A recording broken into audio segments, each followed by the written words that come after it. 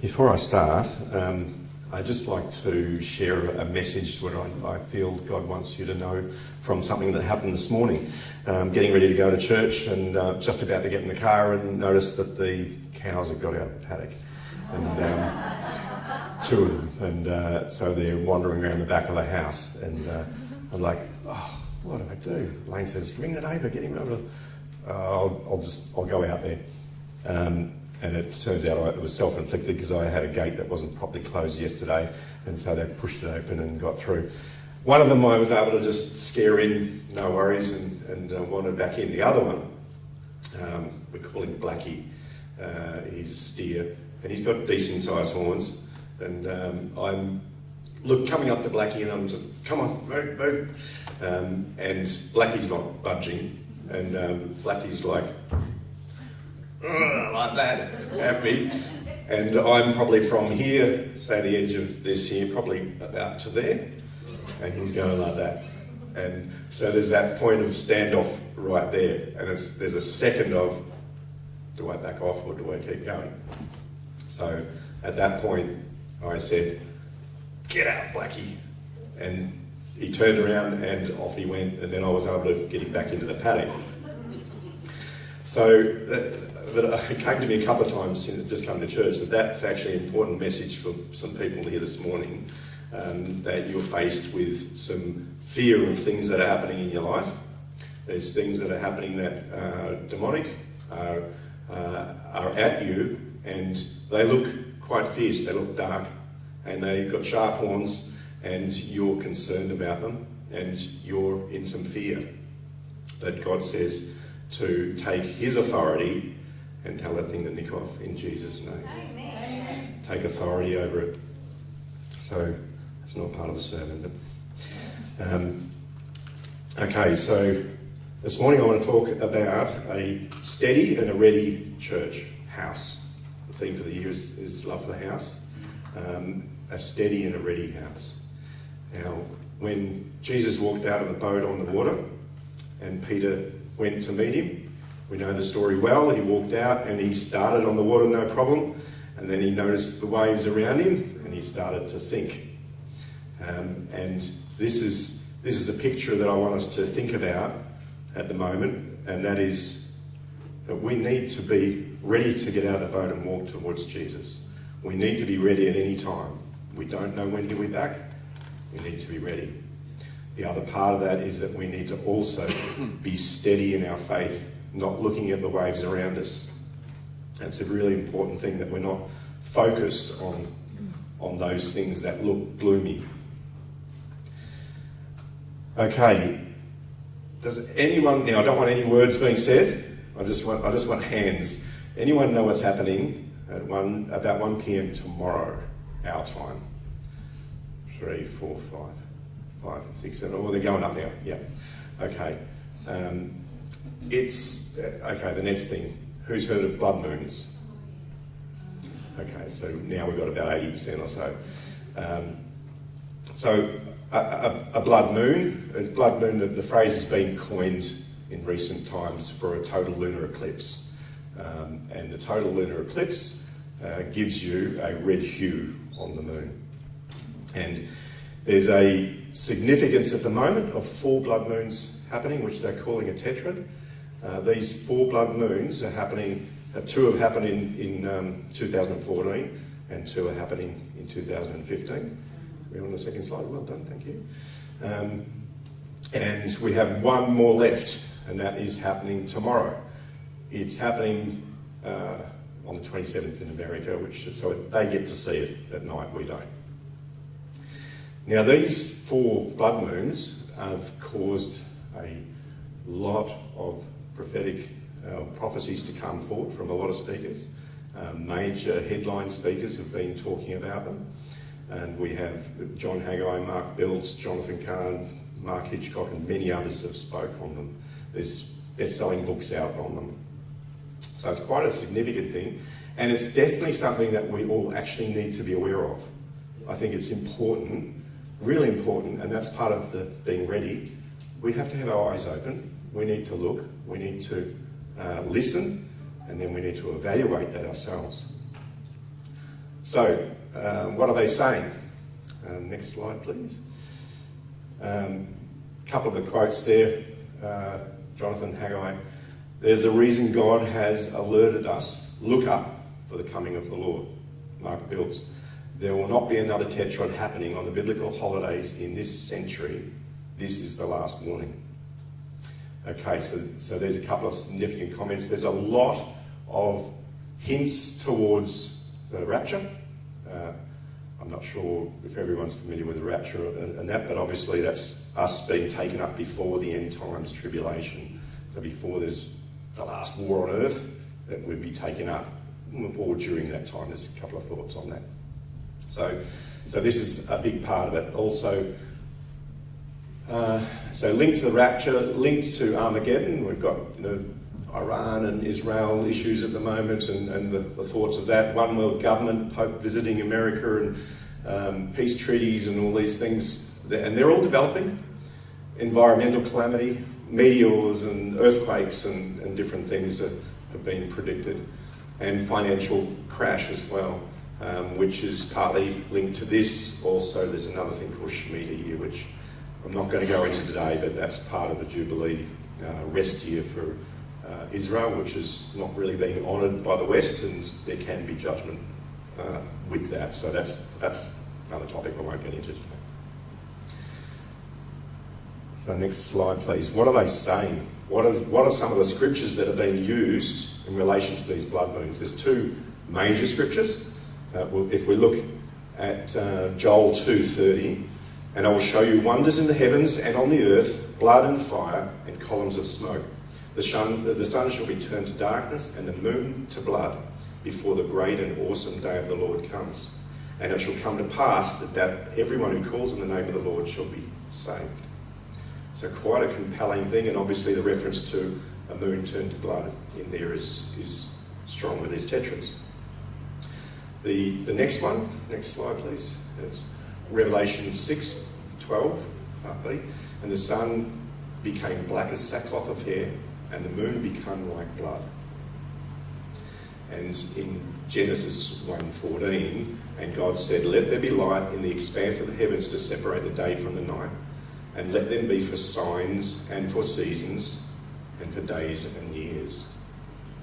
So these two scriptures alone, you could see how they can be quite compelling. You can look at it and think, wow, that's incredible, and there's a tetrad happening right now and finishing tomorrow. So has anyone actually visually seen a blood moon? Okay, all right, so a few have seen it. I've got a shortened recording there of one, so we have a quick look, which is the next slide, please. No, that should be a video back to number 6.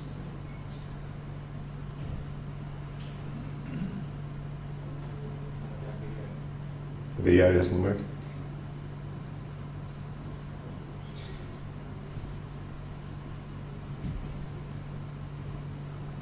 There's also an animation, I hope that works too. Otherwise, can we play it manually, or does it have to go through Proclaim?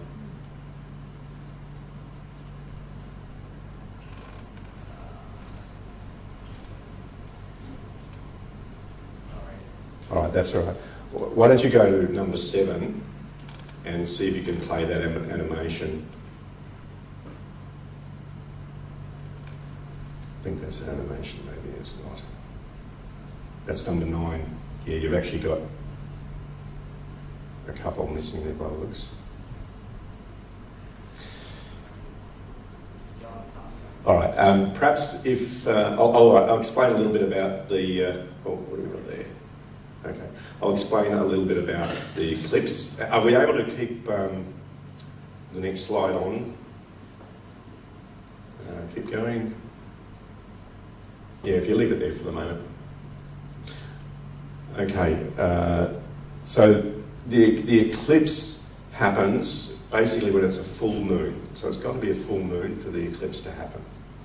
And this happens, basically generally it's on this day 15, of the moon's phases. So we have the moon's phases, which, day 0 would be here, which is the black moon, which is called the new moon. Basically, by day 14 to day 16, it's at the peak. So we call day 15 the highest of the blood of the full moons, which it's always around that time when it's going to be, if there's an eclipse, it will be that time of the month. So that's the critical day. Now, if we notice, I've got the 7 feasts up here of Israel, the 7 Jewish feasts, and you'll see that Passover in the month of Nisan, 14, and the unleavened bread and first fruits is 14, 15 and 16 in the month of Nisan. So if you have an eclipse in the month of Nisan, it's going to be on one of those feast days. That's how it's worked. That's actually how Israel have devised their calendar.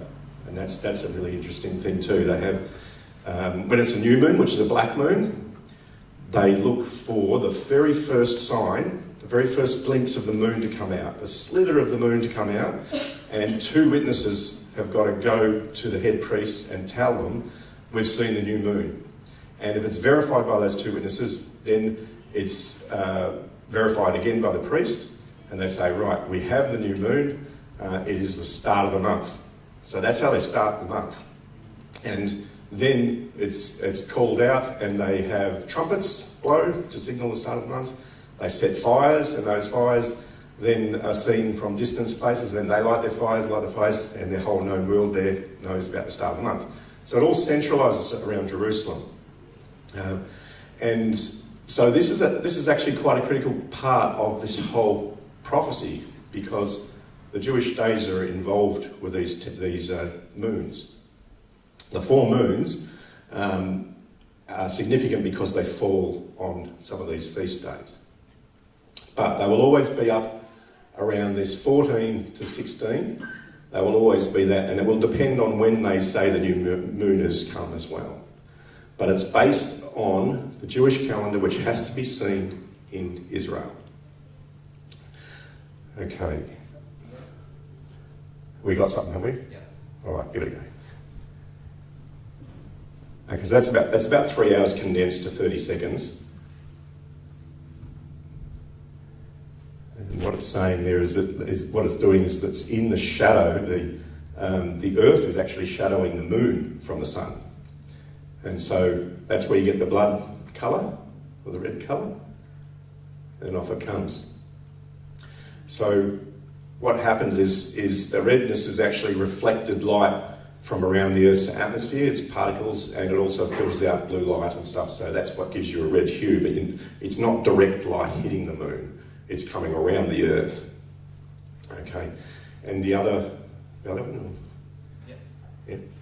Okay, yeah, so you can see there as it comes down, the sun is on that side, so as it turns around, that's our view from Earth. It's going towards, when it actually blocks the sun, where you get a solar eclipse, that's then the start of a new month just about. Bang, so that's our new moon, and we look for the first slither, there it is, that's the first day.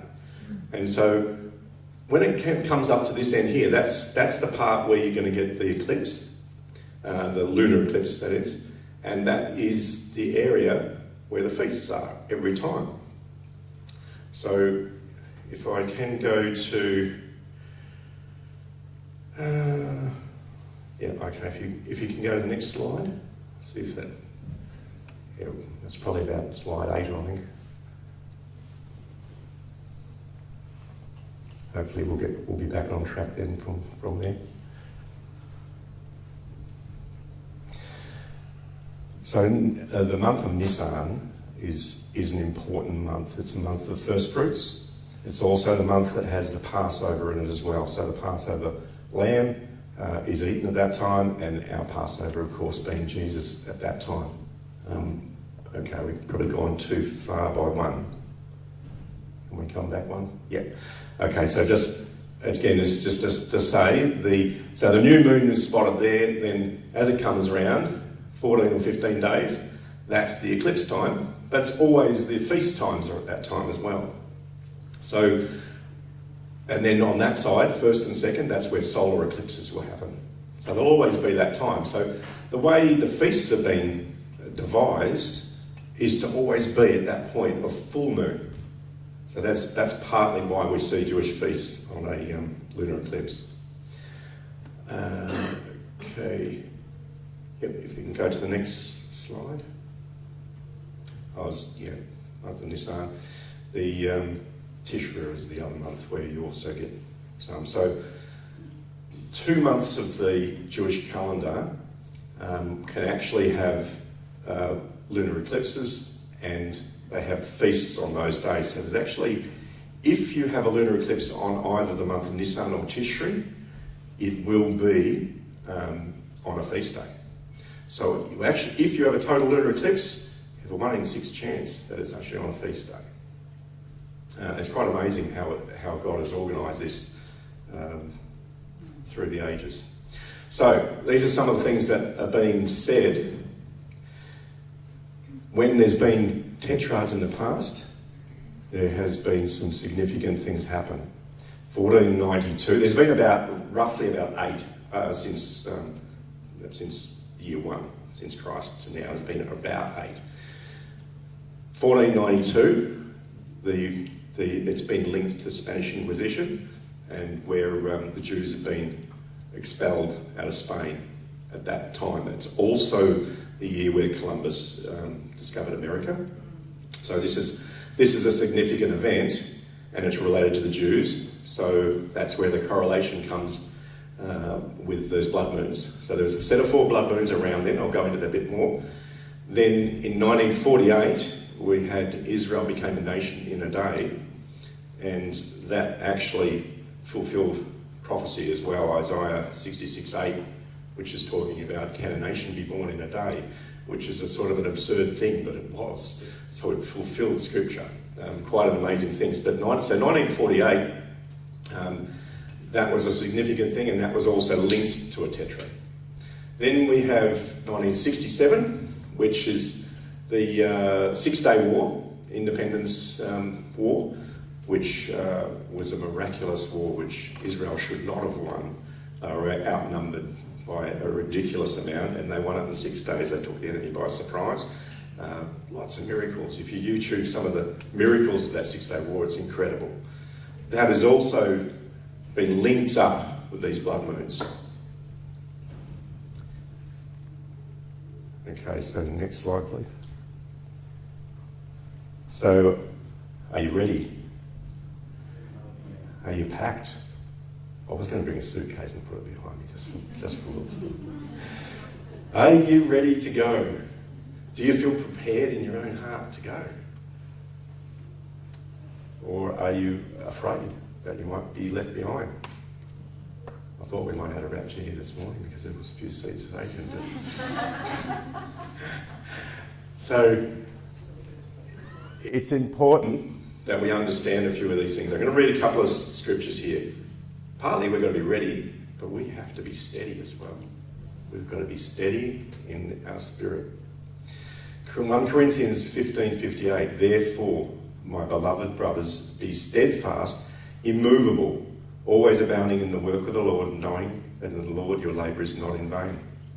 And in 2 Timothy 4:3, for the time is coming when people will not endure sound teaching, but having itchy ears, they will accumulate for themselves teachers to suit their own passions. And this is an issue, because these sorts of things will always be there, and I struggle with this too. The itchy ears, it's like, wow, that sounds incredible. Let me have a look at that. And you dig deeper and go into it, and it can really take you on, and you can get a little bit too obsessed with it. So it's a type of temptation to be unstable and to follow things that may be too far. But the other side of the coin is that we need to be ready for when he does come back. So we've got to be ready. Matthew 24, For false Christs and false prophets will arise and perform great signs. If my thing wouldn't go to sleep on me. And wonders, so as to lead astray, if possible, even the elect. How are false prophets leading astray? By false prophecies. Prophecies that will fail and mislead. So, I see some of these prophecies from well-meaning prophets. I'm certainly not saying that these prophets are in the enemy's camp. I don't see that myself. I actually love listening to a lot of these guys, so I just think that we have to dig deeper ourselves to make sure that we have a steady heart on these things. So, like in 1 Thessalonians 5:20-21, it says, "Do not despise prophecies, but test everything. Hold on to what is good. Hold fast to what is good." Next slide, please.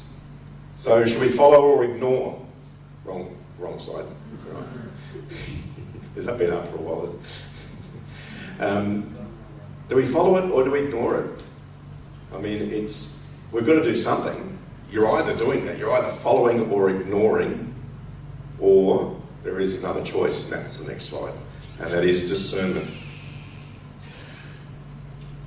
So the first one I mentioned there before, Thessalonians 5:20-21, don't despise prophecies, but test everything, hold fast to what is good. And Hebrews 5:14, but solid food is for the mature, for those who have their powers of discernment trained by constant practice to distinguish good from evil. We need to make sure that we have a discerning heart on these issues. Okay, let's have a close look. Go next slide. Actually, we'll go 2 slides. We're going to have a closer look at some of these things. This is part of your discernment, is to look deeper. Okay, at the 1492 tetrads, the actual events happened 8 months and 5 months before the first moon. Okay, so it wasn't during the time of the tetrad, it was before. So that the accurate dates on that precede the tetrad. The 8th month was the expulsion of the Jews, and 5 months was the discovery of America. Okay, and next slide. In 1948, it was 8 months before, is when it became a nation in a day, 8 months before the tetrad. So it's not in that tetrad when it happened. It is not accurate to within that period. And the next one, this one happened 6 weeks after the first moon in the tetrad, and this is 67, which is the 6-day war. So certainly you can say that's within the tetrad period. Next one. Okay, of the 1492, 2 were before the holy days. 2 of the moons were before the holy days. So if Passover's on Saturday, these came on the Friday. So you call it Passover Eve, but it's 2 days before. The next one. We have two moons the day before, and then on the 67, we had 3 moons on the day before. So that's also a critical thing. The other part of it is Jerusalem is considered the biblical centre of the world. Okay, it's also a spiritual centre, but it's incredibly important that we look towards what's happening in those points, in those times. And in Jerusalem, the actual moons weren't visible for a lot of the times. 1492, only 2 were visible in Jerusalem. 48, only 2, and none were visible in 67. So if they were to be significant signs, one would think that they would need to be visible in the biblical centre, where we talked about before how Israel plans the calendar month by what they see. So they see it from Jerusalem. Next slide, please. Okay. Catch up a bit on mine. So let's look at some of the facts of the 4 blood moons. Blood moons are not rare. They're rare to a certain degree, but there's 3,500 that have happened from minus 2000 up to the end of this millennium, up to 3000 AD. So NASA have a catalogue on their website. You can go and look at all of those moons, and that's where you can do some of the research for this sort of thing. So we get a blood moon every 1 to 2 years. We do get a blood moon. Now, and the Jews do look to a blood moon as a warning. So they do look to it as a warning. But there's a difference, which we'll go into later, between that warning and what's in Joel and Revelation. So tetrads, in 5,000 years, there is 138 tetrads, 4 in a row. And the tetrads themselves is a word, comes from the Greek, which means a group of 4. It was coined by NASA to show the event as a rare event of having 4 in a row. It's not in the Bible. A tetrad is not in the Bible. So why are we looking at 4 in a row? Why not 3 in a row? Why not 2 in a row? Why not 1? So the significance of the 4 is not biblically based. So there's been about 8 tetrads since Christ to now that have fallen on the Jewish holidays. And this century there's 85 blood moons. So they're not so rare. They're rare enough to be of interest and to be looking at as a warning, but not end time tomorrow warning. That's my opinion anyway. Okay. If we can go to the next slide, please. If we look at some of the maths, any total eclipse that happens has a 1 in 6 chance of falling on the Jewish month of Nisan and Tishri, which we talked about before, which means it's got a 1 in 6 chance of falling on a feast day. They'll always be on a Passover, unleavened bread, or tabernacles, Feast of Tabernacles. So it's a 1 in 6 chance. So of the 138 tetrads, this would mean about 16 of them should be on those feast days in the 5,000 years. In the 0 to 2015 period, we've had an estimated 8 that varies from 6 to 10, depending on who you read, which is only slightly more than what this math would predict. The maths would predict 6.5 of them, just by random numbers. Okay, next slide, please. So we really need to look at context of the 2 scriptures that have been bandied around, which is Joel and Revelation. If we look at Revelation 6:12, the important thing to remember with this one is it's the 6th seal of the 7 seals. So it's right at the end of the judgment period where this blood moon is. First seal talks about a conqueror, and there's a few different views on it, but it certainly is an army that's out to conquer. The second seal talks about conflict on earth, a war. The third one talks about scarcity on the earth, famine, scarcity and things going up by tenfold, prices and things. Fourth, widespread death on the earth, a quarter of the earth being wiped out. These are incredibly major things. Fifth seal, the cry of the martyrs. How long, Lord? How long before we're vindicated? And God says, until your number is complete, I'm not coming back. So he's saying, the number's not complete before I come back. Then we have the 6th seal, which is where the red blood moon is talked about. So it's after those things. It's after the horses, the white, the red, the black, the pale horse. All of those things have happened. And I'll read the 6th seal. Cosmic disturbances, the heavens destroyed is the title. I looked when he opened the 6th seal, and behold, there was a great earthquake. So it's an earthquake. And the sun became black as sackcloth and of hair, and the moon became like blood. And the stars of heaven fell to the earth. We'll talk about that perhaps being meteors. There's a few different thoughts on that. As a fig tree drops its late figs when it is shaken by a mighty wind. Then the sky receded as a scroll when it is rolled up, and every mountain and island was moved out of its place.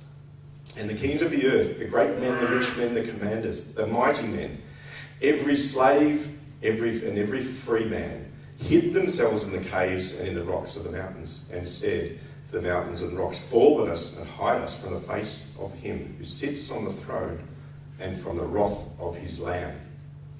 For the great day of his wrath has come, and who is able to stand?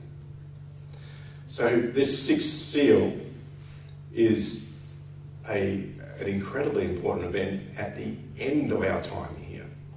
This is not something you can mistake as a blood moon as part of a tetrad. There's a very, very big difference.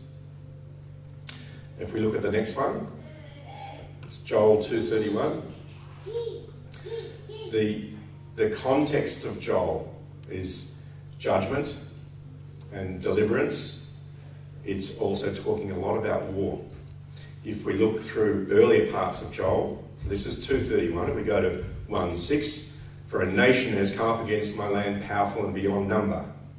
1:10, the fields are destroyed and the grounds mourn. 2:1, let all the inhabitants of the land tremble, for the day of the Lord is coming, it is near. 2:4, their appearance is like the appearance of horses, and like war horses they run. Joel 2:10-11, the earth quakes before them, the heavens tremble, the sun and the moon are darkened, and the stars withdraw their shining. The Lord utters his voice before his army, for his camp is exceedingly great. He who executes the word is powerful, for the day of the Lord is great and very awesome. Who can endure it? Again, Joel 2:20, but I will remove far off from you the northern army, and will drive them into a land barren and desolate, with his face toward the east sea and his hinder path toward the utmost sea. Again, this is all incredibly important things. My opinion is that it actually completely relates to Revelation 6 as being the judgment day, and you will not mistake this time. War has got to be there. If we look back in history, we will see lots of times where incredible events came where you would say it has to be the end of the world right now. What about the Holocaust? World War II, World War I? There's lots of things. I'll go through those things. So we have to keep a balance. So the total lunar eclipse is looked at as a sign. It is looked at as a sign. The Jews saw it as a sign. Some of them see it as a warning of judgment, yes, but not the final day of judgment. What does Jesus say? Next one, please. No, it's the next one again, actually. I've gone past that. In Matthew 24, and what will be the sign of your coming of the end of the age? That's what the disciples asked. And Jesus answered them, see that no one leads you astray. For many will come in my name, saying, I am the Christ, and they will lead many astray. And you will hear of wars and rumours of wars. See that you are not alarmed. That's where we need the steadiness. For this must take place, but the end is not yet. For nation will rise against nation, and kingdom against kingdom, and there will be famines and earthquakes in various places. All these are but the beginning of birth pains, and many false prophets will arise and lead many astray. I've skipped a little bit there. I've skipped between 9 and 11, and I've skipped into 14 now.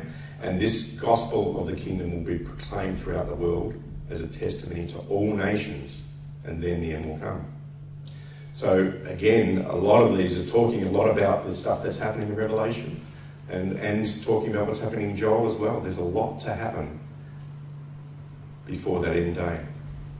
So for me, the context there is that there's 3 instances of blood moons in the Bible, only 3. One in Corinthians, in Acts, refers back to Joel, so it's really only 2. And both of those are about the judgment day. And a lot of calamity, a lot of astronomical events happening, not the tetrad. As I say, the tetrad is a NASA term. So if I summarise those things, blood moons are not rare, tetrads of no particular significance. The eclipse, lining up with the Jewish festivals, has a 1 in 6 chance.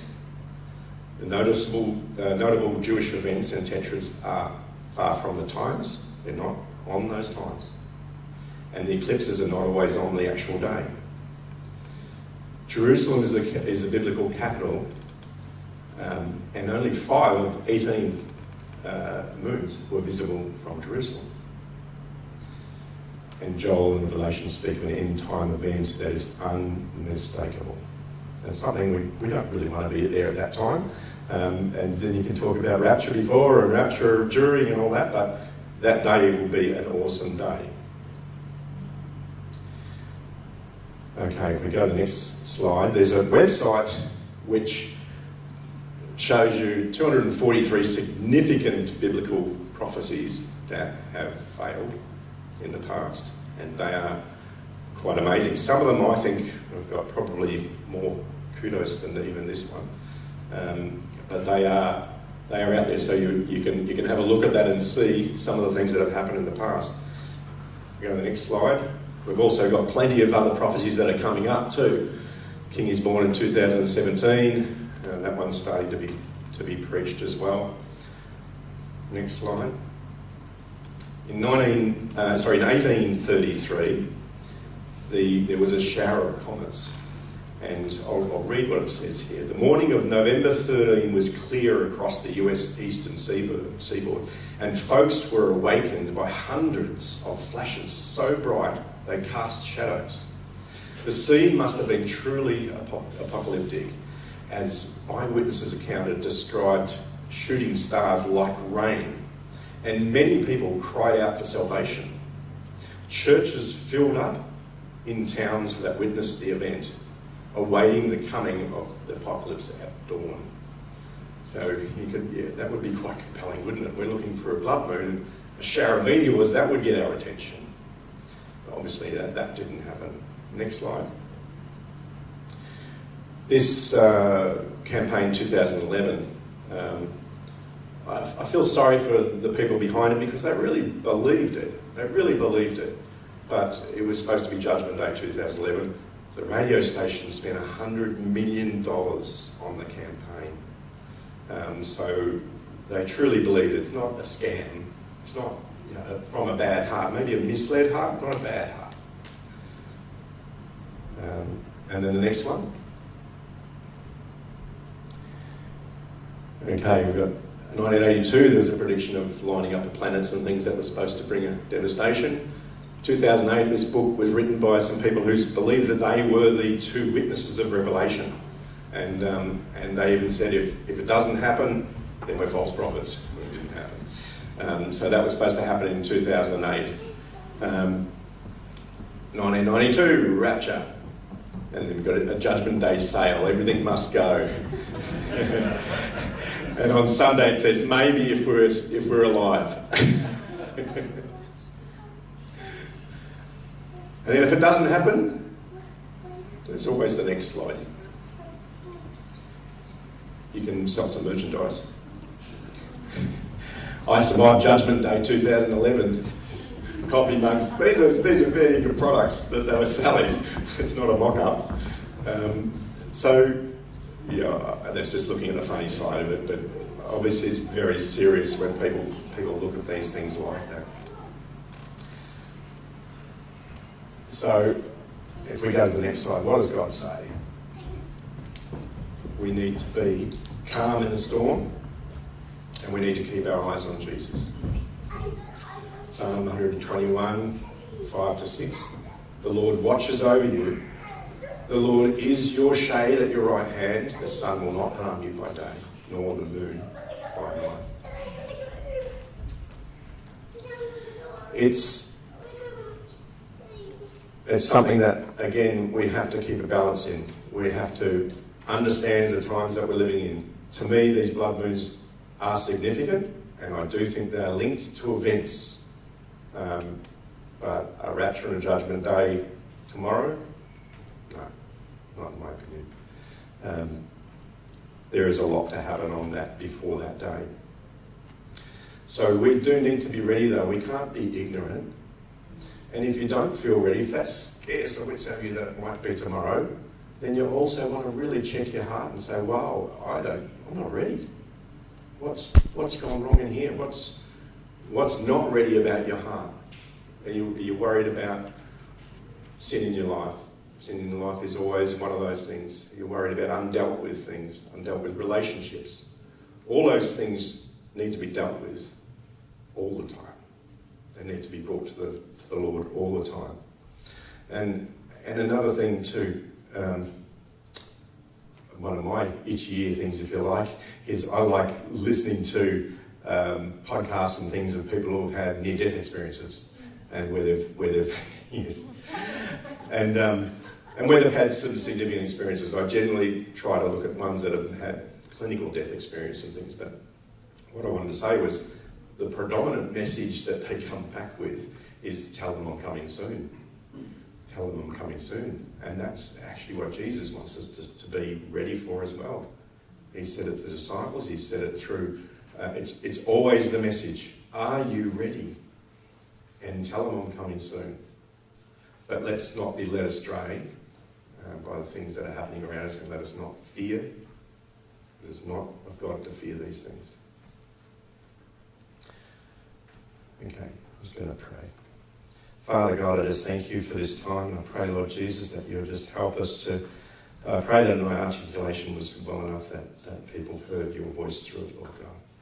Anything that shouldn't be there, I rebuke and send down, Lord, in Jesus' name. Father, I pray, Lord God, that you would help us to be ready. Lord, to be ready to meet you at any time. We don't know our day. We don't know our day. So help us to be ready at any time, Lord God. And Father, give us wisdom, Lord, to look into things deeply, and to keep our eyes focused on you and not on the waves around us. And Lord God, I just pray for strength to come through this place, Lord, in your precious name.